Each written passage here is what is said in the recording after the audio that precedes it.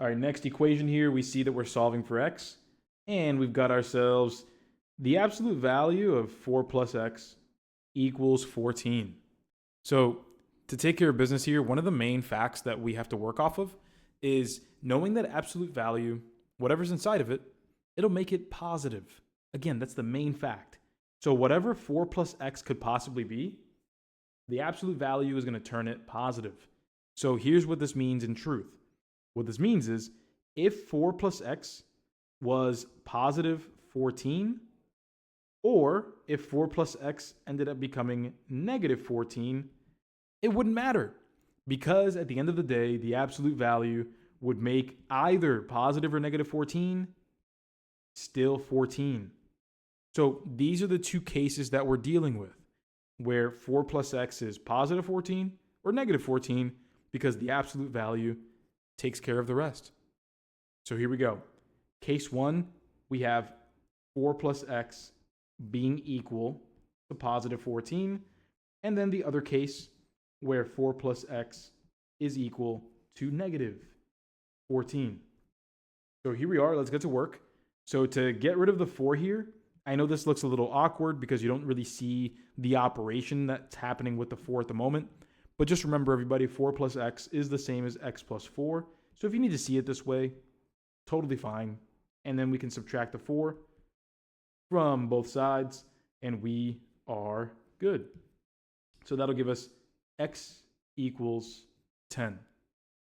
Now, if you wanted to, we could be done right now, because the only answer that shows 10 as one of the possible solutions, not negative 10, but just 10, it's A.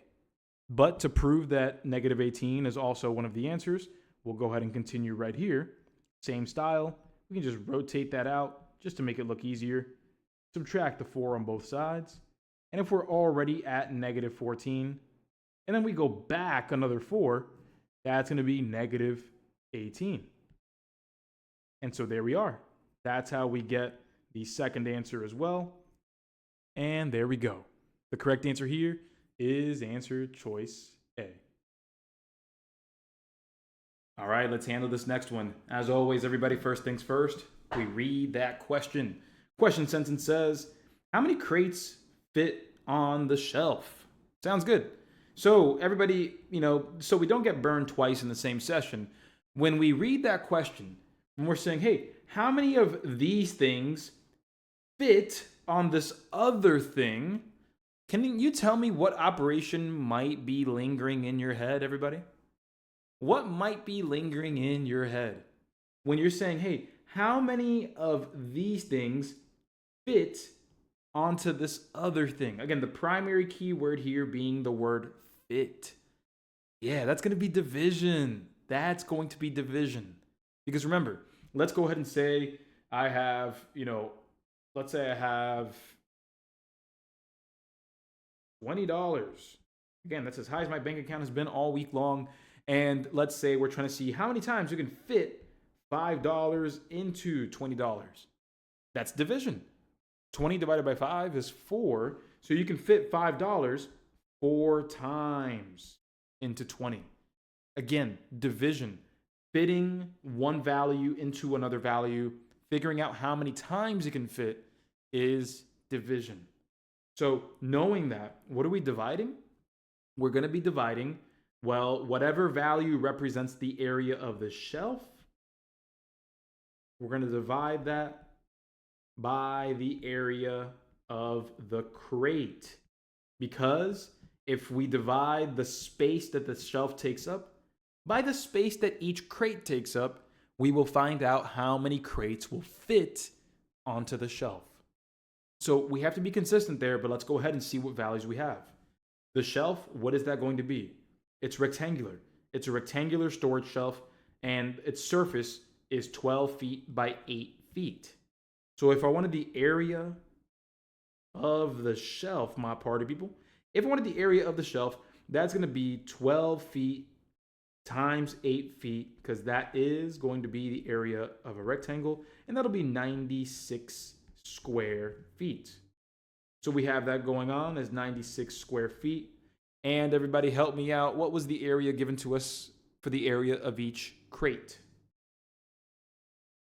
Yeah, that's going to be 4 square feet. So now that we have both of these values, we can now proceed to divide, and we can have ourselves a good day. So let's do some long division. 4 dividing into 96. 4 goes into 9, that'll be twice. Subtract 8 because 2 times 4 is 8. And then from there, drop that 6, and we will divide 4 going into 16. That will be 4. So with that said, boom, there we go. We have 24 crates that can fit on this storage shelf. And the correct answer here, my party people, is answer choice B. 24, there we go. So with that said, everybody, that is going to conclude today's class. But I really want to say how proud I am of you guys of, again, being able to look at all of these different types of questions today and not relying on memorization, but instead relying on the understanding that you've built.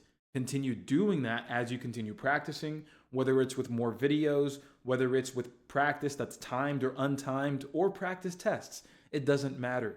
Remember to learn from every mistake, really talk about the reasoning, and really take that confidence to the next level every opportunity that you can.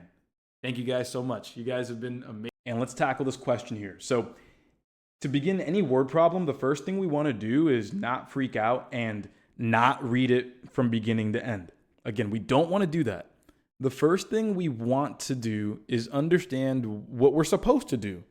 And that starts by reading the question sentence. It means starting immediately with the who, what, when, where, how many, which of the following. That's where we want to start. So what is the volume of the container? Everybody, looking at this question, I think we can all agree there is a very hyper geometry specific word here inside of this question sentence. What is the word that I should be highlighting, underlining in this question sentence? Volume. Yeah, clear as day. I see the word volume. So the first thing I'll do is say, hey, I know volume. There's a formula for that. And then you'll write volume equals, and then you stop yourself. Because remember, everybody, volume depends on the shape. The formula that you use depends on the shape. So with that, everybody, when you take a look at the dimensions that you're given, something has a length, a width, and a height. What can we interpret here in terms of what we're dealing with? Do you think it might be a cube, a rectangular prism? Do you think it might be a cylinder? What do those dimensions hint at? Yeah, rectangular prism. Absolutely. A length, width, and a height. And so it's hinted, it's inferred. And so we can remember our formula as length times width times height. If we can identify those pieces, yes, we can. 8 for the length, 10 for the width, and then 6 for the height. We're in good hands. We're good to go.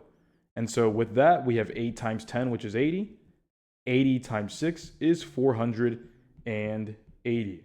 And so because we were dealing with feet, the answer will be 480 cubic feet. Because again, volume is a 3-dimensional unit. But there it is, everybody. Our answer here is answer choice D, 480 cubic feet.